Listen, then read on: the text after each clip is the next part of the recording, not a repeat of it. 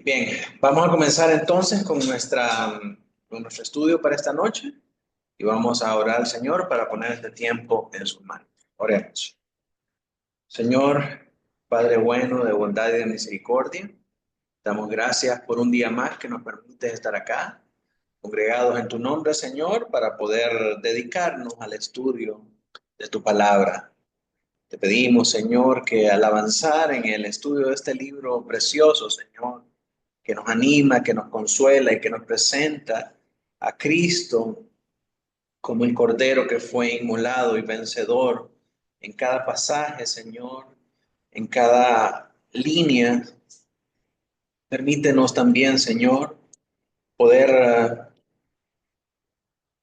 aferrarnos a estas realidades, Señor, como más reales, más tangibles que el mundo en el que vivimos, Señor, que anhelemos esta victoria a pesar de las dificultades, a pesar de la dureza de esta vida y de la persecución. Señor, que podamos en todo momento ser animados, ser inspirados, Dios mío, a poder anhelar esta vida futura, esta redención futura en la que estaremos eternamente contigo y en la que tú vencerás de una vez y para siempre los poderes del mal, Señor. Ayúdanos, Padre, a poder cimentar nuestra esperanza en estas cosas y que mientras esperamos, Señor, podamos ser esforzados por tu Espíritu Santo a crecer, Señor, en el conocimiento de ti y ser transformados por el poder del Espíritu a la imagen de Cristo. Hasta que un día, Señor, despertemos a tu semejanza. En el nombre de Cristo oramos. Amén y amén. Amén. Gloria al Señor, hermanos. Voy a compartir entonces nuestra lección para el día de hoy.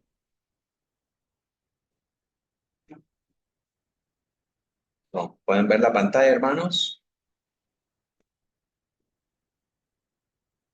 Sí, aquí. Ahí está. Sí, está abriendo. Sí, Hoy sí, ¿verdad?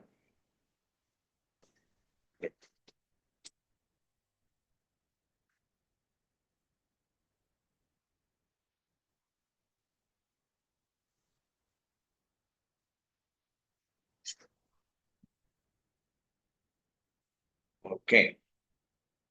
Hoy sí estamos listos. Entonces, estamos viendo la séptima sección que tiene que ver con el juicio final de Babilonia y de la bestia. Y dentro de esta sección, estábamos en el capítulo 17, que dijimos tiene 4 partes. El día de hoy veremos la última sección, que es la interpretación que da el ángel acerca de la mujer en relación con las aguas y con la bestia. Y esto comprende los versículos del 15 al 18. Como siempre, vamos a comenzar leyendo la porción correspondiente a este día. A ver si alguien me puede ayudar. Le dijo también, las aguas que has visto donde la ramera se sienta son pueblos, muchedumbres, naciones, y los 10 cuervos que viste la bestia, ellos ofrecerán la ramera, la dejarán desolada y devorarán sus carnes y la quemarán con fuego, porque Dios puede en su corazón de ejecutar lo que él quiso, ponerse de acuerdo y dar su reino a la bestia hasta que la palabra de Dios. Y la mujer que has visto es la gran ciudad que reina sobre los reyes de la tierra. Entonces, anteriormente dijimos que en el capítulo 16, donde se nos introduce a la tercera serie de juicios, que son los juicios de las copas, vimos que cada uno de esos juicios es como una vista previa del juicio que había de venir. Y ahora, en el capítulo 17, en estas 4 secciones que hemos estado viendo, se amplifica aún más el juicio y se entra en detalle. Así que aquí el ángel comienza a decirle a Juan qué significan estas cosas. Y él da la interpretación tanto de las aguas como de esta ramera, como de los 10 cuernos, y le dice, estas son las cosas que están pasando y estos son estas cosas.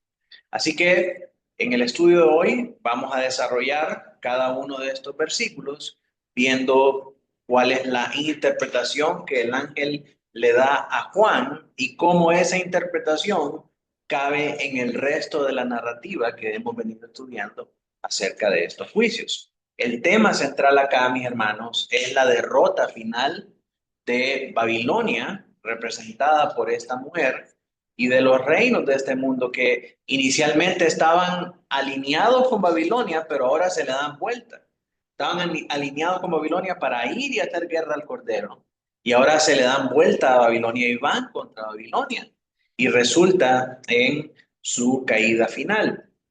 Así que ese es el mensaje y la temática central que vamos a ver en esta última eh, porción. Y como siempre vamos a terminar el estudio viendo cómo esto nos presenta a Dios y a Cristo y cómo esto consuela a los cristianos de todas las épocas. Entonces, primeramente vemos en el verso 15 la interpretación de las aguas. Dice, me dijo también, las aguas que has visto, donde la ramera se sienta, son pueblos, muchedumbres, naciones y lenguas. Tenemos que saber inmediatamente que los receptores de la carta recibieron este mensaje. Ellos pudieron asociar esta frase con muchos pasajes del Antiguo Testamento que expresan esta misma idea de esta misma manera. Entonces, conectaron lo que estaba pasando aquí en la profecía con lo que pasó en aquel entonces en referencia al juicio de Dios sobre las naciones poderosas que perseguían a los cristianos y el destino final del pueblo de Dios para conectarlo a los eventos futuros, así como sucedió en el Antiguo Testamento de esta manera y se utilizó esta frase para referirse a aquellas cosas, así va a ser también ahora, porque recordemos que los cristianos en aquel momento estaban pasando por persecución y ellos dicen de la misma manera va a ser también en el futuro cuando Cristo vuelva, ¿verdad? En el tiempo que antecede a la segunda venida del Señor Jesucristo.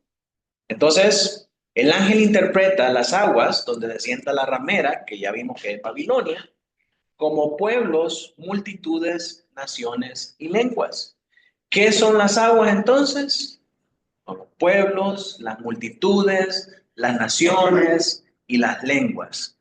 Países, las aglomeraciones de personas que componen el mundo y que levantan y que exaltan esta manera de pensar, este espíritu de la época que prevalece en los gobiernos del mundo.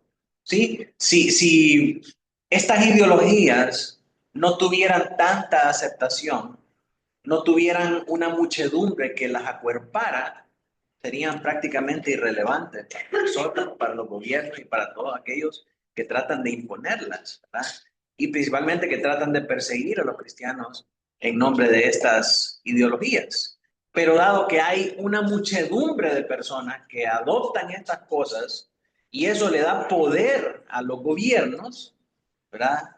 Entonces, estas personas, estos pueblos, muchedumbres, naciones y lenguas, son los que levantan a esta ramera, los que levantan a este espíritu de la época, son los que le dan poder. Entonces, de eso está hablando aquí el ángel.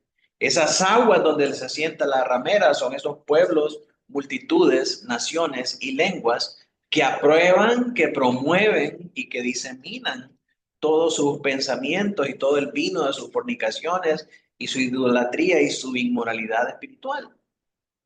Amén. Entonces, esta es una fórmula de universalidad para referirse a todo el mundo, a todas las personas de ese momento, que es tomada de Daniel. Vamos a leer en un momento cómo lo expresa Daniel. Y también es usada aquí en Apocalipsis para conectar lo que pasaba en tiempos de Daniel. ¿Qué pasaba en tiempos de Daniel? Estos pueblos, multitudes, muchedumbres, naciones y lenguas se rendían ¿Ante quién? Ante el rey de Babilonia. Adoraban la imagen que hacía el rey de Babilonia. Entonces, se da cuenta cómo este lenguaje conecta para los cristianos en el tiempo de Juan acerca de las cosas que estaban pasando en el Antiguo Testamento en tiempos de Daniel. ¿Sí estamos entendiendo? Ok. Entonces, esta metáfora de aguas como naciones también aparece en Isaías y también aparece en Jeremías. Y el tema es el mismo. Babilonia está persiguiendo a los cristianos. Babilonia está llevando cautivos a los cristianos. Babilonia está llevando cautivo al pueblo del Señor. Y la muchedumbre, el mundo, mira alrededor como expectante y aplaude los logros y las cosas que hace Babilonia. Babilonia es la superpotencia a la que todas las naciones se rinden. Entonces, eso que estaba pasando en Daniel, eso que estaba pasando en Isaías, eso que estaba pasando en Jeremías, está pasando ahora en Apocalipsis. Entonces, cuando Juan habla acerca de estos pueblos, multitudes, naciones y lenguas, inmediatamente los cristianos conectan esta frase y esta metáfora con las cosas que estaban pasando allá en el Antiguo Testamento. Finalmente, las aguas del Éufrates protegían y enriquecían a Babilonia, eran su fuente de riqueza, eran su fuente de comercio, eran su fuente de transporte, eran su medio para hacer su día a día, lo que fortalecía y lo que hacía que Egipto y posteriormente Babilonia fueran una potencia económica, era la capacidad que ellos tenían para comercializar con sus productos a través de las rutas marítimas que ofrecía el Éufrates. Entonces, en cierto sentido, las aguas son las que le dan a estos países el poder, ¿verdad? Para poder erigirse como una potencia y para perseguir también a los cristianos. Entonces, esas aguas son las sobre las cuales se sienta la ramera. Y eso es lo que dice la ramera, este es mi poder, ¿verdad? Entonces, hacia eso está apuntando el, el ángel y esta profecía en Apocalipsis 17:15. Ahora, las multitudes humanas, también simbolizadas por las aguas, sostienen el poder económico y religioso de Babilonia. De nuevo, como dijo un falso apóstol, pero eso que dijo era verdadero, no hubiera ídolos si no hubiera quien los cargara. Y eso es cierto, ¿verdad? Si no hubiera quien anduviera ahí detrás de los ídolos, nadie les pararía bola y serían simples imágenes de yeso. Pero ¿por qué la gente hace tanta laraca de ellos? Porque hay bobos que están dispuestos a andar detrás de ellos, a tirarse y arrastrarse de rodillas y hacer toda una procesión de esas imágenes de yeso. De la misma manera, las ideologías no fueran tan populares si no hubiera tanta gente que las abrazara. Si no hubiera tantas personas promoviendo esas cosas, ¿verdad? Si no hubiera tantas personas a favor del aborto, de la agenda LGBT, de esto y del otro, nadie le prestaría atención a esas cosas. Pero porque son tan populares y porque constituyen el pensamiento mundial, es que tienen tanta relevancia. Entonces, esas son las aguas. Estas multitudes humanas están simbolizadas por las aguas y son lo que sostienen el poder económico y religioso de Babilonia. Sobre ese pensamiento agarran poder los gobiernos también, porque ahora vienen y quieren, como la gente piensa de esta manera, entonces vamos a darle a la gente lo que la gente quiere. Y va a haber dinero por apoyar estas cosas, y va a haber dinero porque hayan proyectos que sean afines con esto, y entonces eso crea toda una esfera de poder en estas potencias y en estos ídolos modernos, ¿verdad? Pero ¿de dónde vienen? De las aguas del mundo, de las aguas de las personas. Entonces esa es la interpretación de las aguas. Ahora, miremos algunos textos de prueba para ver que en efecto este lenguaje de pueblos, naciones, muchedumbres y todo esto estaba presente en aquel tiempo cuando Daniel, Isaías y Jeremías Daniel 3:4, si alguien lo puede leer. Y el pregonero anunciaba en alta voz: mándase a vosotros, un pueblo sin silencio, por lo cual a lo que todos los pueblos y el son de la bocina, del flauto, del tamboril, de la de instrumento de música. Todos los pueblos, las 10 lenguas, y lo que el rey. Sí, el rey Nabucodonosor de Babilonia, ¿verdad? Entonces se le ordena a toda la gente rendirse ante esa estatua que él había levantado. Y todos los pueblos, naciones, lenguas se postraron y adoraron a esta estatua de oro que el rey Nabucodonosor había levantado. Entonces el poder que recibe este rey Nabucodonosor y esta estatua proviene de esa adoración que las personas le hacen al inclinarse sobre ellas. Entonces, podemos ver que el lenguaje en Apocalipsis conecta directamente con lo que está pasando en Daniel. Luego vemos en Isaías 17:13. ¿Alguien lo puede leer? Los pueblos harán estrépito como de ruido de muchas aguas, pero Dios los reprenderá y huirán lejos. Serán ahuyentados como el tamo de los montes delante del viento y como el polvo delante del torbellino. De nuevo, el ruido de muchas aguas. Pero ¿y qué está pasando aquí con Isaías? El exilio viene, Babilonia lleva cautivos al pueblo del Señor. Y entonces está hablando de la misma temática. Jeremías 46, 7, 8, la misma temática también. ¿Qué dice Jeremías 46, del 7 al 8? ¿Quién es este que sube como río y cuyas aguas se mueven como ríos? Egipto como río se ensancha y las aguas se mueven como ríos. Y digo, subiré, cubriré la tierra y destruiré a la ciudad y a los que en ella moran. De nuevo, la misma temática y el mismo lenguaje utilizado para conectar lo que está pasando en Apocalipsis, lo que estaba pasando en este tiempo en específico del Antiguo Testamento. Así que ahora queda claro lo de las aguas y vemos entonces la destrucción de la ramera por sus aliados. Verso 16 dice, y los 10 cuernos que viste en la bestia, estos aborrecerán a la ramera y la dejarán desolada y desnuda, y devorarán sus carnes y la quemarán como fuego. Sí, aquí los aliados de la ramera se le voltean y van contra ella para dejarla desolada, desnuda, para devorar sus carnes y para quemarla con fuego. Los 10 cuernos y la bestia, que son poderes políticos, ahora odian a la ramera, que es el sistema religioso, económico corrupto, y la destruyen. Dice que la dejan desolada, desnuda, devoran sus carnes y la queman. Esta imagen retoma el juicio de Dios contra Israel infiel en Ezequiel, donde Jerusalén es castigada por su idolatría. Esta era una Jerusalén, Jerusalén totalmente corrupta, idólatra y bajo el mandato de reyes corruptos también. Entonces ocurre una inversión histórica. Lo que Babilonia le hizo a Israel en el Antiguo Testamento, ahora es aplicado al sistema babilónico en el Nuevo Testamento.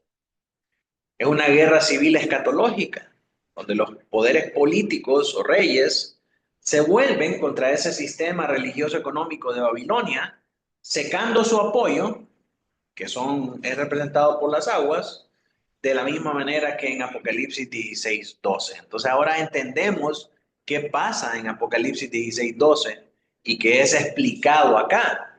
¿Sí? Las aguas del río Éufrates son secadas, dice en Apocalipsis 16:12, y este secado de estas aguas significa que los reyes del mundo, que los gobernantes del mundo, le quitan el apoyo a Babilonia porque están ahora en contra de ella.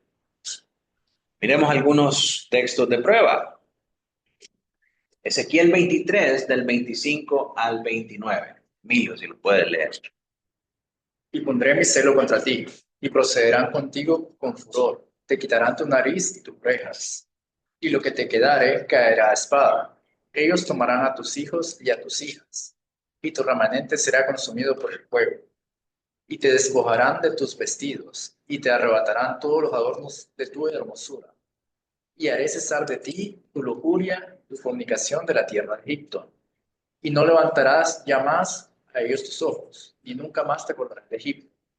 Porque así ha dicho Jehová el Señor: He aquí, yo te entrego en mano de aquellos que aborreciste, en manos de aquellos a los cuales se hastió tu alma, los cuales procederán contigo con odio, y tomarán todo el fruto de tu labor, y te dejarán desnuda y descubierta, y se descubrirá la inmundicia de tus fornicaciones, y tu lujuria y tu prostitución. En esta profecía, Israel se había coludido tanto con Babilonia que el Señor juzga a Israel, el Señor trae juicio sobre Israel de la misma manera que lo hace contra Babilonia. Es una más. O sea, es tan idólatra, fornicaria y tan sumida en su prostitución espiritual que el Señor trae este juicio. Y Ezequiel habla acerca del juicio que el Señor va a traer sobre Israel de la misma manera que Juan lo está mencionando, que va a ser la debacle de Babilonia. Entonces, esto tiene su cumplimiento en el Israel idólatra de ese tiempo, y también con aquellos que se hacían llamar pueblo de Dios, que se coluden juntamente con Babilonia y que son juzgados dentro de Babilonia como babilónicos y no como pueblo del Señor. Por eso, más adelante, en el siguiente capítulo, vamos a ver que en el verso 4 del capítulo 18, el Señor le dice a su pueblo: salid de en medio de ella, pueblo mío, salid de en medio de Babilonia, pueblo mío, porque aquellos que se contaminen con todas sus fornicaciones, con su inmoralidad espiritual, van a ser destruidos por el Señor, van a ser destruidos como Babilonia y no como pueblo del Señor, de la misma manera como pasó en Ezequiel. Pero los que son verdaderamente pueblo del Señor van a obedecer a las palabras del Señor y van a salir de en medio de Babilonia. Van a entender o van a responder al llamamiento eficaz en ese momento de salir en medio del pueblo para adorar al verdadero Dios y apartarse de esa fornicación y de esa idolatría espiritual. En Apocalipsis 16:12 vemos lo que estábamos hablando hace poco, que el sexto ángel derramó su copa sobre el gran río Éufrates y el agua de este se secó para que estuviese preparado el camino para los reyes de Oriente. Así que esto es amplificado ahora aquí en este capítulo 17, verso 16, cuando vemos que esa agua representa el apoyo de la multitud liderada por estos gobernantes, que ahora es secado, ahora se da vuelta y va en contra de esta ramera y de esta Babilonia. Y de esta manera comienza la caída y el juicio de este sistema y de este espíritu religioso y económico. Así que quiero que notemos, hermanos, que hay un paralelo entre Babilonia y Jezabel. Porque hablando de esto, de cómo se llama, de Ezequiel, el tiempo en el que Israel estaba coludida con este espíritu babilónico y estaba comportándose con acciones impías, fue en el tiempo de Jezabel, y fue en ese tiempo que el Señor trae juicio sobre Israel. Entonces hay unas características muy similares entre Babilonia y Jezabel. Se nos dice que esta Babilonia estaba adornada y maquillada en Apocalipsis 17:4. De la misma manera, Jezabel era una reina que estaba ampliamente adornada y maquillada, nos dice 2 Reyes 9:30. Es presentada como una reina, que de hecho Jezabel lo es, en 1 Reyes 16:31, y Babilonia se presenta con las mismas, con los mismos poderes o con el mismo reconocimiento en Apocalipsis 17, 18 y 18, 7. Controla seductoramente, Primera de Reyes 21, 25, y Babilonia en Apocalipsis 17, 2. ¿Se acuerdan? El vino de sus fornicaciones, ¿verdad? Que ella da de beber a las naciones. Es culpable de fornicación o de inmoralidad espiritual. Lo vemos en Jezabel, en 2 de Reyes 9, 22. Y en Babilonia, en Apocalipsis 17, del 1 al 2, también hay una acusación de práctica de brujería. Lo vemos en 2 de Reyes 9, 22. Posteriormente lo vamos a ver en Apocalipsis 18, 23, en Babilonia. Ambas son ávidas de riquezas. Primera de Reyes 21:7 nos habla de esa riqueza en Jezabel, y Apocalipsis 18 del 11 al 19 nos lo dice de Babilonia. De nuevo, cuando pasemos al siguiente capítulo, vamos a ver esta característica acerca de Babilonia. Ambas persiguen a los santos. Jezabel en Primera de Reyes 18:4 persigue al pueblo del Señor. Babilonia lo hace en Apocalipsis 17:6. Hay una oposición también del remanente justo del Señor, tanto para con Jezabel como con Babilonia. En Primera Reyes 19:18 lo vemos para Jezabel, y en Apocalipsis 17:14 lo vemos para Babilonia. Dios vindica la sangre de sus siervos en 2 de Reyes 9:7 con Jezabel, y en Apocalipsis 19:2 con Babilonia. Ambas mueren de forma rápida y violenta. 2 de Reyes 9, 33 al 37. ¿Quién recuerda cómo murió Jezabel? A ver, ahora que pasamos por ahí, por Reyes en la lectura. Se tiraron. Y Se la comieron los perros. sí, menos, se la comieron los perritos. Los perritos. Yo me recuerdo de esa ilustración, hermanos, porque había un libro de los Testigos de Jehová en alguna librería por ahí que ilustraba esa imagen de Jezabel siendo tirada por la ventana, y era bien impactante. Yo tengo grabada todavía esa imagen en mi mente y nunca se me olvida. Se miraron los perritos abajo. Entonces, ambas mueren de forma rápida y violenta. Jezabel en 2 Reyes 9, 33 al 37. Y Babilonia en Apocalipsis 18, 10, 17 y 19, donde se dice, ha caído la gran ramera, ¿verdad? Ha caído Babilonia, la madre de las rameras. Luego Dios juzga aún a los seguidores de ambas. En Primera Reyes 18:40, Segunda de Reyes 10:19, con Jezabel. Sabemos lo que le pasa a los profetas de Jezabel, ¿verdad? Los profetas de Baal. Y en Apocalipsis 2:23, 18 del 9 al 10 y 20:15, lo vemos también en Babilonia, que Dios juzga a sus seguidores. Así que es interesante, hermanos, y muy estrecho, ¿verdad? Muy relacionado, muy conectado entre sí, la manera en cómo Jezabel opera y la manera en cómo Babilonia opera. Jezabel es en cierta manera una prefiguración de lo que será Babilonia, una encarnación de lo que es Babilonia. Y sus fines y sus propósitos son iguales: enriquecerse, perseguir al pueblo del Señor y seducir a las naciones para ganar poder y para promover sus falsas enseñanzas y sus falsos dioses.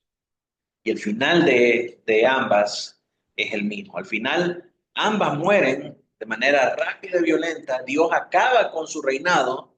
Dios acaba con su régimen de terror y de inmoralidad espiritual, y también trae juicio para sus seguidores. Así que, ¿cuál es el propósito divino en esta destrucción? Eso nos lo contesta el verso 17. ¿Quién lo lee? Porque Dios ha puesto en sus corazones el ejecutar lo que Él quiso, ponerse de acuerdo y dar su reino a la bestia, hasta que se cumplan las palabras de Dios. con todo esto que está pasando, nosotros podemos tener confianza y consuelo, sabiendo que quien controla todas las cosas es el Señor. Todo lo que está pasando obedece al mandato del Señor y no va a pasar absolutamente nada hasta que la palabra del Señor se cumpla a cabalidad.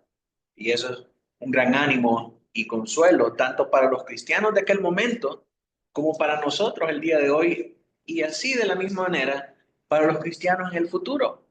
Todo lo que acontece debajo del sol, por muy malo que sea, por muy bueno que sea, es la voluntad del Señor. Todo está ordenado por Dios. Aunque la bestia y los reyes actúan con odio, Dios controla sus acciones para cumplir su juicio. La autodestrucción del mal a través de esta guerra civil es parte del plan divino de Dios, que ya vimos que fue anticipado en Ezequiel, y de la misma manera también se habla de ello en Ageo y en Zacarías. Ellos tres hablan acerca de este tema. La ironía profética en todo esto es que Satanás divide su propio reino, destruyendo su base de poder, que es Babilonia, sin ni siquiera saber. ¿Verdad? Todo es por ir contra el Cordero y al final terminan peleándose entre sí. Y eso es el principio del fin de Babilonia y de la bestia. Ahora miremos algunos textos de prueba. Daniel 7 del 26 al 27. Hermano Noé, que ha estado callado esta noche.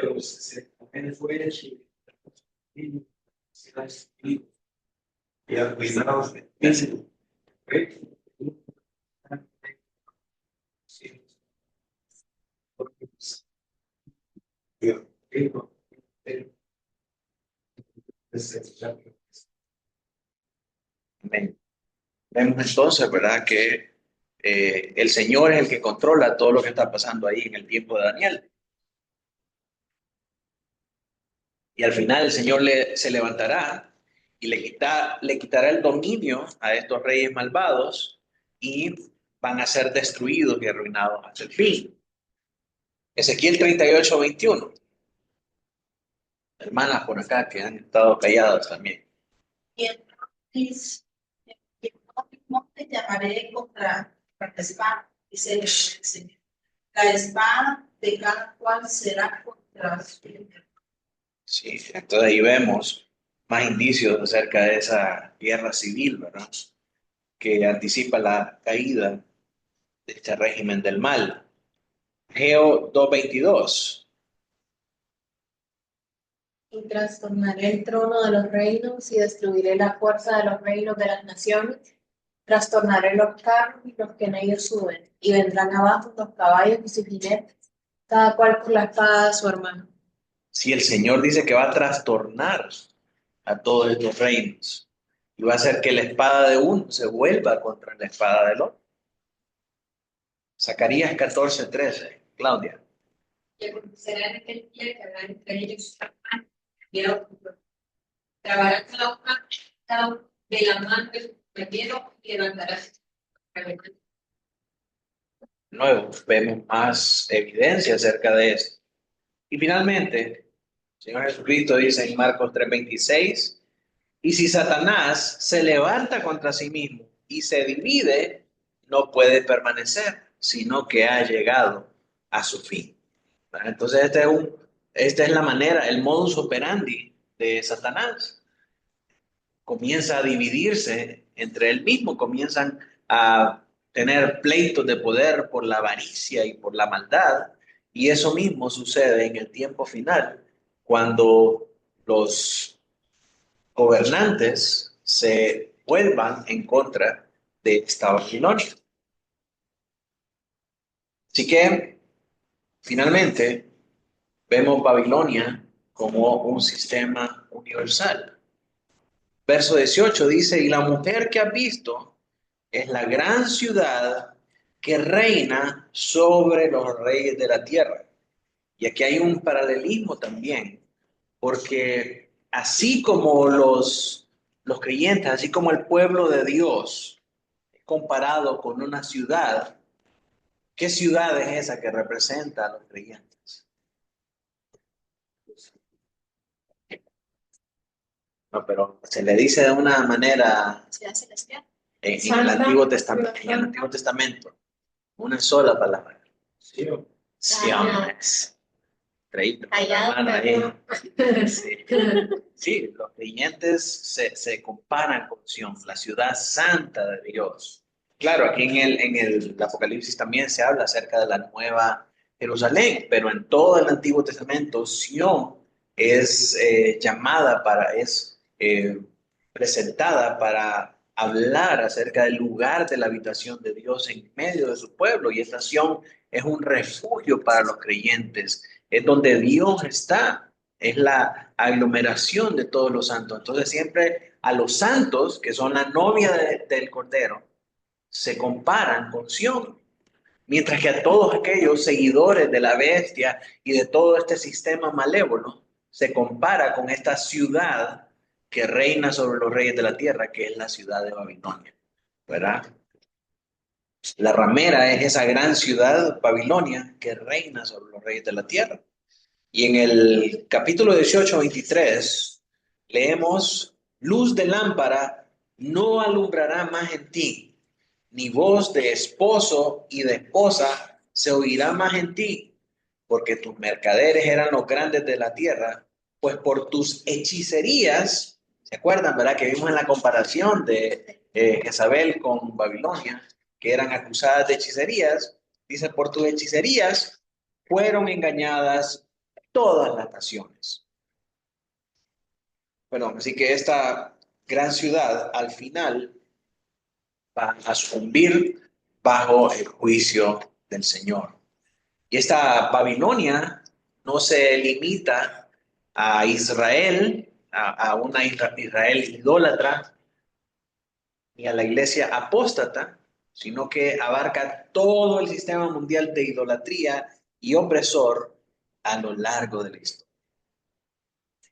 Todos esos son los que son parte de esta ciudad, la gran ciudad, Babilonia. Entonces, observa el paralelismo entre esas dos mujeres de Apocalipsis. Por un lado, la novia de Cristo y por otro, la ramera de Babilonia. Ambas representan realidades que trascienden al tiempo y que contrastan durante el periodo entre la primera y la segunda venida de Cristo. Entonces, por un lado tenemos a la novia del Cordero, que es pura y sin mancha, nos dice Apocalipsis 21:9. Y por otro lado tenemos a la ramera, que es impura y adúltera. Por un lado, la novia está adornada con lino limpio y resplandeciente, nos dice 21:2 del 9, y luego el verso 9 hasta el 23. Y por otro lado tenemos la ramera, que está adornada con joyas y con lienzos costosos. La novia se refugia en los cielos, dice Apocalipsis 12:1, mientras que la ramera se refugia en los reyes de la tierra y en las aguas de la muchedumbre que le dan su poder.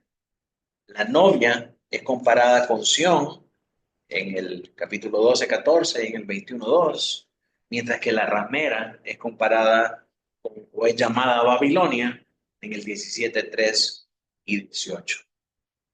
Es importante ver las diferencias porque son sistemas contrastantes durante la era de la iglesia. ¿Eres parte de la novia o eres parte de la ramera? Esa es una pregunta excelente, hermanos, y devocional que nosotros tenemos que hacernos. ¿Cómo saber si soy parte de la novia o cómo saber si soy parte de la ramera? ¿Te mantienes puro y sin mancha? ¿Te estás consagrando? ¿Estás adornando tu vida con lino limpio y resplandeciente, siendo lavado con la palabra del Señor? ¿Tu refugio está en el reino de los cielos?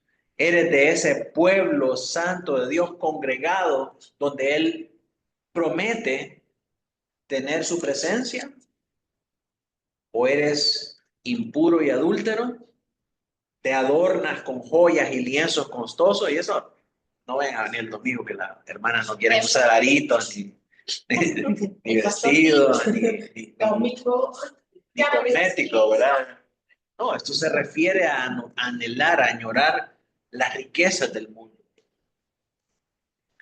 Se refugia en los reyes de la tierra. Es más importante para usted las cosas de este mundo, las ideologías de este mundo, la forma de pensar de este mundo.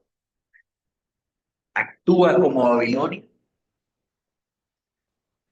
¿En cuál de estos dos sistemas está?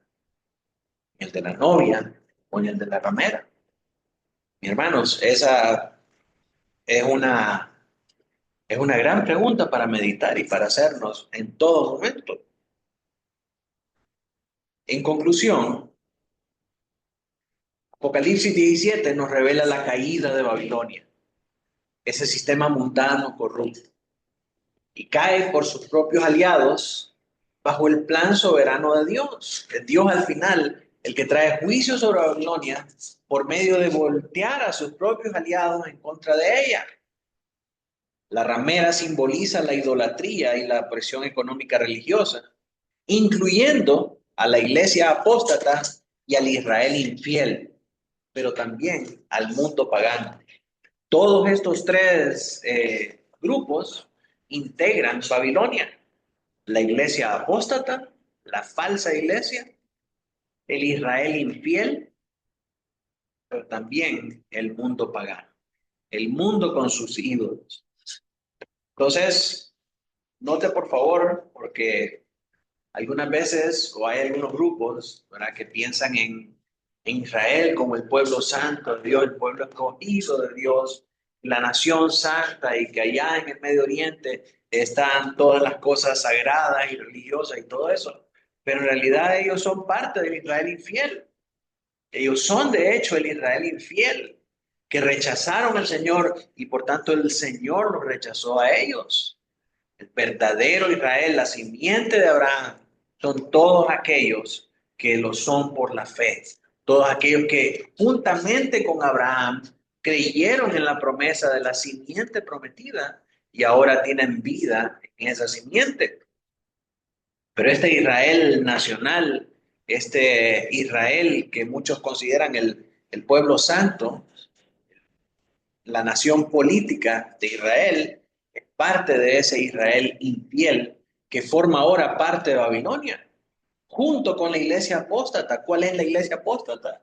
Todas esas iglesias que se dicen ser cristianas, pero que realmente le han dado la espalda a Dios. No predican su palabra, no predican el evangelio. De hecho, no creen en él, sino que tienen un ídolo en vez de Dios, y a eso ellos le dicen Dios. Recientemente leí un artículo esta semana que hablaba el hijo de un prominente pastor de Cash Luna, para no decir nombre, de Cash Luna, ¿verdad? Y dice que su papá dice que el dinero es lo más parecido a Dios. ¿Verdad? Entonces, ese es el falso Dios de ellos, ese es el ídolo de ellos. Entonces, ese entendimiento de Dios representa la enseñanza y lo que es una iglesia apóstata, una iglesia que tiene un Dios contrastante con el de las Escrituras. La denominación, dentro de la denominación Asamblea de Dios, está un grupo que se llaman los unicitarios. Así es, ¿verdad? Dentro de ellos, que no son todos los de la Asamblea de Dios. Digo. Salieron de ahí, ¿verdad? Y ahora son su propio grupo. Pero comparten muchas cosas de Asambleas de Dios porque salieron de ahí. Pero este grupo, los unicitarios, tienen una idea errada de Dios. Para ellos únicamente Jesús es Dios y niegan a las otras personas de la Trinidad. Ese es un ejemplo también de una iglesia apóstata.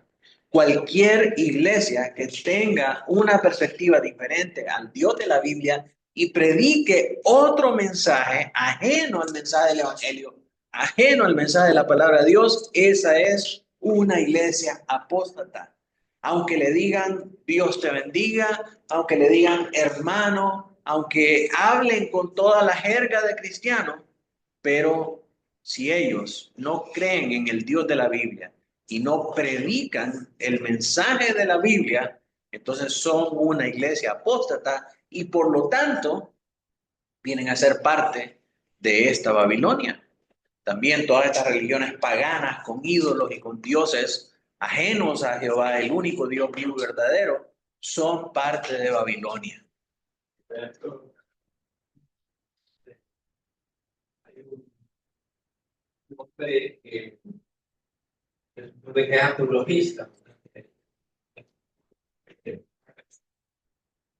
Está como yo. Pero es desubicado con el desubicado en serio, aquí, todo. Desde ahí él empezó a cambiar diciendo que no es ortodoxo, que vio la expresión de fe de la iglesia y no hay nada más. Cuando conoció a Casiluna, vio que estaba el evangelio, que más bien eso debió caerse. Entonces resulta que en casa de Dios, generalmente a los invitados les pagan unos $4,000. Y el pata subiendo la foto, Ir a predicar. Entonces, ya como también son atrapados por las iglesias apóstolas, exclusivamente debido a interés.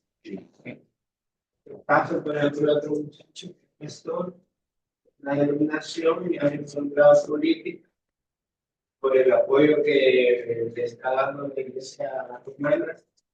Ahora estaba antes y ahora está A favor. que no toquen al Papa. Sí. Entonces, ejemplo, Agustino, igual que Martín Lutero. sí, vemos ahí que también sale este sistema, cada iglesia apóstol puede también proceder, o sea, individualmente, porque puede personas que las posición, dando apoyo, Y ese, mire, ese es, en el lenguaje de la misma profecía, es cuando la gran ramera le da a beber del vino de sus predicaciones. Ese vino es delicioso, ese vino es deseable, ¿verdad? Y todo aquel que bebe de él participa de sus fornicaciones junto con esa ramera. Siempre estas tentaciones no van a venir en forma de algo que es repulsivo para nosotros, sino que siempre van a venir en forma de algo que uno necesita en ese momento. Imagínense, ¿verdad? Que pues nos subieran la renta y que nos están corriendo de este local y no tenemos cómo pagar y viene una de esas iglesias apóstatas y nos dice, ¿sabes qué? Yo te voy a pagar la renta. O ¿sabes qué? Vení y congregate aquí con nosotros. Pero eso sí, ¿verdad? Y vienen los peros. Tenés que ser así, así, así y así. Olvídate de tu día del Señor, congregate los miércoles porque los domingos tenemos actividad acá y esto y el otro, entonces no se puede. Muchas iglesias sucumben ante esas cosas, no se mantienen firmes y así es como Babilonia lo termina envolviendo con el vino de su fornicación. Y eso es algo atractivo, a veces es algo necesario, a veces es algo que llega en un momento de debilidad, ¿verdad? En un momento de aflicción. Y entonces la gente dice, puchica, pero si yo he estado orando a Dios por una bendición y el Señor me manda la bendición por medio de estos medios, ¿quién soy yo para cuestionar a Dios? Sí, sí, sí. Correcto. Entonces ahí es donde la gente confunde y le hace falta discernimiento. Y por eso el artículo que mandé ahora al grupo de anuncios es muy importante que nosotros aprendamos a tener discernimiento, porque si para nosotros todas las bendiciones materiales son bendición de Dios, ahí tenemos un problema, porque porque el día que un narcotraficante nos traiga una maleta de dinero, mire hermano, para que se alivie ahí, entonces ahí sí estamos muy mal y nos hace falta discernimiento, ¿verdad? Por ese medio fue que muchos cayeron en esta fornicación con Babilonia. Y está pasando actualmente con todos estos hermanos que una vez fueron reformados, ortodoxos, ¿verdad? Y ahora están sucumbiendo ante estos falsos maestros y ante estas iglesias apóstatas. Así que muy bien, buen ejemplo, hermano. Su destrucción anticipa el juicio final y la victoria de Cristo y su novia, la verdadera iglesia, aquella que no trasciende en su fe, aquella que está dispuesta a morir por Cristo antes que negarlo. Entonces, ¿cómo Dios y Cristo son presentados en este pasaje? En este pasaje Dios se revela como el juez soberano que controla el destino de Babilonia. Recordemos que todo lo que está pasando al interno de esa guerra civil escatológica está siendo ordenado y está siendo comandado por Dios. Dios es el que está dirigiendo las cuerdas del destino profético final. Y aunque son la bestia y los reyes quienes ejecutan la destrucción de la ramera, el texto enfatiza que es Dios quien ha puesto en sus corazones cumplir con ese propósito, demostrando así el absoluto dominio de Dios sobre la historia de la humanidad.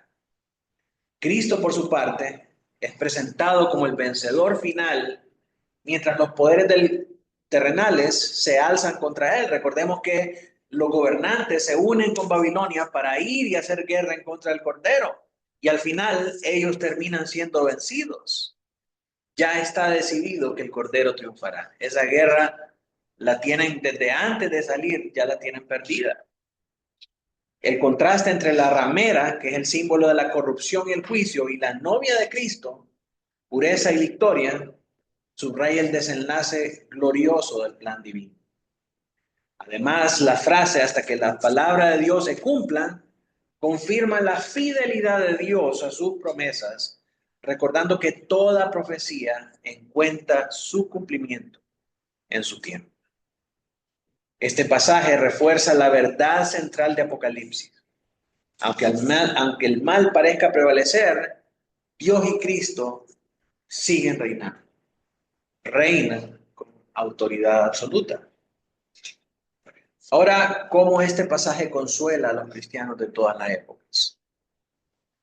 Le brinda un profundo consuelo a los creyentes de todas las épocas al revelar varias verdades fundamentales. Primero, afirma que los sistemas opresores impíos, simbolizados por Babilonia, están bajo el juicio divino y caerán irrevocablemente. Y por consecuencia, esto vindicará a todos los perseguidos. Recordemos cuál es el origen de todos estos juicios. ¿Hasta cuándo, Señor Santo y verdadero, vengará la sangre de nuestros hermanos? Este es el desenlace final y la respuesta de Dios vindicando a estos santos. La respuesta de Dios es que esta Babilonia que perseguía y afligía a los santos finalmente ha caído. Segundo, contiene una advertencia amorosa. Babilonia finalmente va a ser destruida. Y esto urge a los cristianos a mantenerse separados del pecado y a confiar en la protección de Dios. Mis hermanos, si todos esos sistemas mundanos van a ser destruidos, ¿para qué vamos a querer nosotros coludirnos con ellos? ¿Para qué vamos a querer nosotros participar con ellos? Haciéndonos como ellos. ¿No querrá usted, como cristiano verdadero, ser destruido juntamente con ellos? Entonces, no trascienda su fe hacia ellos. Y vamos a ver en el próximo capítulo que aún van a salir de ahí todavía algunos que son parte del pueblo de Dios, que se van a dar cuenta de esa realidad. Tercero, ofrece esperanza escatológica. La autodestrucción del mal prueba que el pecado lleva en sí mismo la semilla de su propia ruina. Todo lo que procede de pecado, mis hermanos, está destinado al mal, está destinado a acabar mal. Lo que es anatema ya trae en sí mismo la maldición, mientras que Cristo, el Cordero victorioso, garantiza el triunfo final de la justicia. A los mártires y los fieles que sufren, este mensaje es un recordatorio de que su lucha no es en vano. Pertenecen a la novia de Cristo y su recompensa, por lo tanto, está segura. En un mundo de caos, Apocalipsis 17 proclama que Dios tiene el control y que en Cristo el consuelo y la victoria serán para nosotros eternos. Así que mis hermanos, de esta manera llegamos al final de nuestra lección y vamos entonces a orar al Señor para quedar despedidos. Voy a pedirle a mi hermano Josué que pueda dirigirnos en oración. Ante Dios y Padre Celestial, queremos darte gracias por este pequeño grupo de discípulos que vas a reunir para aprender, Señor, de tu palabra. Oramos, Señor, a ti, con un corazón agradecido. Nos has ilustrado el peligro de lo que será una gran victoria. Muchísimas gracias por tu palabra, nos revelas cuál es la forma en que operan los malvados y cuál es la forma en que tú operas a través de libro del sistema. En la clase anterior recordamos, Señor,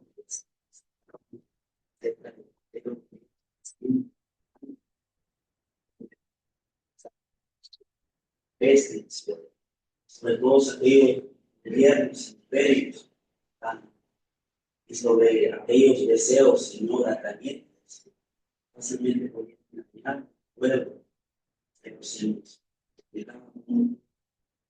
Veces, Señor, gracias porque sabemos que tu palabra, Señor, que Cristo, y el principal, que siguió públicamente a todos sus enemigos, principados, potestades, todos los miembros de maldad, fueron destruidos. Gracias también, Señor, porque tú nos muestras de la lectura que hemos realizado y realmente, Señor, vuelves a olvide entrar de malvados, Señor, como hemos visto como el pueblo enemigo de tu pueblo levanta su espada con los compañeros y de esta manera ayudar también. Y hoy nos viste también, Señor, entre ellos mismos, debido al desorden, al caos que hay, tú, Señor, permites o incluyes el plan que ellos mismos sean destruidos por Dios. Decía nuestro pastor finalmente, a los hijos de mi reino, tú lo recibirás. Hemos visto, también se nos ha enseñado el Cordero de Dios, al pie del monte Sión, los 144,000 sellados que necesitan a mi pueblo, Señor. Te encienden. Gracias, Padre Celestial. Es esa piedra principal, Señor. Tú nos has concedido fe para que esta piedra preciosa. Una piedra que pasará y destruirá por nosotros. Oramos, Padre Celestial, para que nos ayudes a mantener ese contraste, ese paralelo de contraste que nos presentó el pastor entre la novia de Cristo y una mía. Señor, ayúdanos, por favor. Vivir en pureza, Señor, la pregunta sobre la cual deberíamos reflexionar. Si estamos, si somos parte de todos esos pueblos, lenguas, naciones que representan, mira, Señor, están en ese sistema mundano, somos parte de la creación de la ciudad de Jerusalén. Algo más de la ciudad. Somos profesionales, Señor, en estas cosas. Le damos la gracia, sabemos que nos hace parte. Muchísimas gracias por facilitar nuestra frecuencia, Señor, nos has vestido de la justicia. Y damos también los deseos que nos pedimos. Gracias. Contesta. Verdades que nos has querido dar desde el programa. Y el pastor está legales, vidas, en el diario vivir, programas. Muchísimas gracias. Vamos. Amén.